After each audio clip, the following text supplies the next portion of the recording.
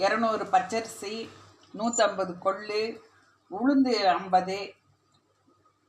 இப்போ எல்லாத்தையும் போட்டு ஊற வச்சு அரைச்சி மாவாக்கி தோசை மாவு பதத்துக்கு எடுத்துக்கிட்டு இப்போ தோசை ஒன்று போட்டிருக்கேன்.